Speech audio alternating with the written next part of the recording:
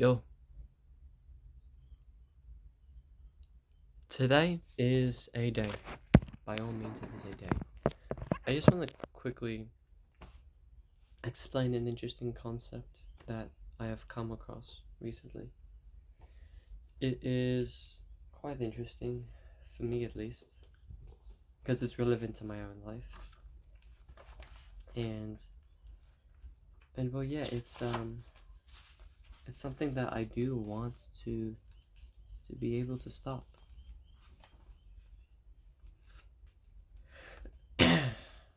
So I'm just putting away my booklet.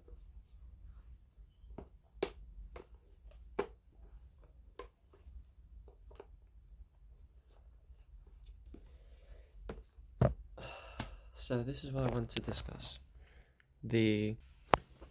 I'm sure it has a name, but I'm not bothered to research about it because I just don't have time.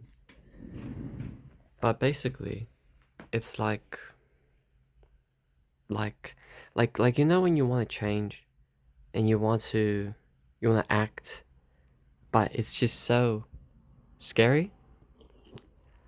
I think I describe that as like if you look at it as like a wall, right? Or like a shadow or like a fog. And the thing you want to do is representative of this fog. Now, to be more explicit for my point, let's imagine that behind the shadow you like the light reflects something off of it, and that light is like a how do I show it? It's like if you look, sorry, let me just put my, like behind the shadow, right? So this is like the shadow that you see. Well, not the shadow, the fog. So that's, pardon me, it's not, okay, just, that's the fog. It's not a Y, that's a G. And behind it, or like when you look at the fog and you see the light reflecting of it, you see this like a crazy looking beast that is like so scary looking, and you don't want to go through. You don't want to. That looks like a penguin. Doesn't matter. You don't want to go through that fog because you don't want to encounter that beast, that enemy, that problem, right? And it looks so scary, and you don't want to go through it, but you know you have to go through it to get to your destination. So if you look at it right here, this is what that looks like. So that's the fog. And that fog is scary because there's something that you have to go through that's going to cause discomfort. In this case, you have to battle this beast. And that's very scary. And this fog is representative of your goals, right? That's your goals. And like when you look at it, you have two decisions. You either choose, actually, you have three decisions. You can either go through the fog, go through, like experience the pain and just, wing it, or you can give up, or like you can run away and you can experience comfort. Yeah, you escape it, or you can sit on the fence and you can just like wait on it, and you can like maybe instead of going through the fog, you write about whether or not you should go through the fog, or like talk about it or think about it, or like just sitting on the fence, like contemplating, I suppose. So you have three options. You either contemplate, or you give up, or you go through the fog. And while contemplating will either lead you to comfort or will lead you to the outcome.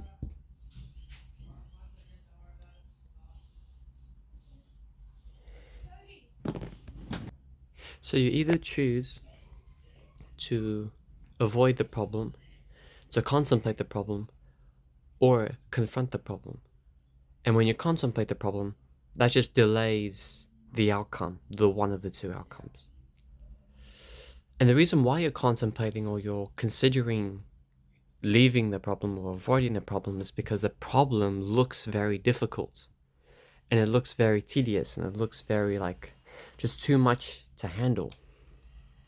And that's what I would classify as the fear of change. the fear of change, like the fact that it's too difficult, or the fact that you need that thing that you've been hanging on to, that you need to change from, that you don't know who you would be if you did change, or if you can change. But the important message of what I'm trying to convey is, let's just rub out this. If I can get like a bigger, just give me a second. When you eventually do decide to overcome that fear, it might take weeks, months, maybe years. But eventually when you do go through that fog, so let's just rub this guy out. When you go through it, you realize, I put my mark on. Yike. Oops. When you go through it, you realize that this big scary thing is this small little baby penguin. A thingamabob. And what does that mean?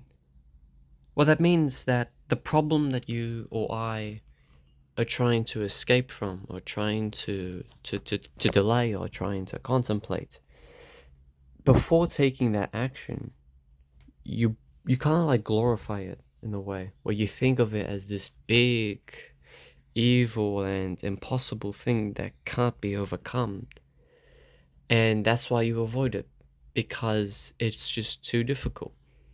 And because of that, you avoid it, or you contemplate it, or you delay it. And when you eventually do get around to passing through that fog, passing through that, I guess, that fear, you will realize the problem at hand wasn't that hard. It wasn't that difficult.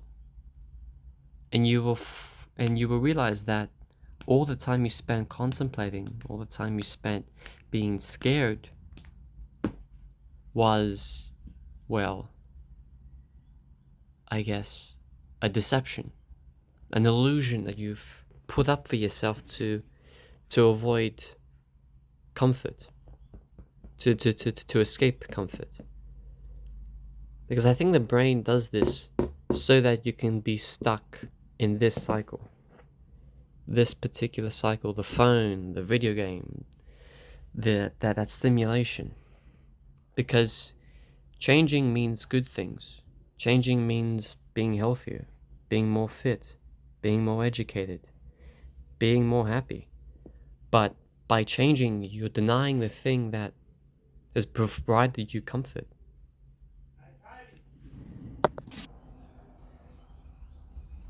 Yeah, so change isn't that hard.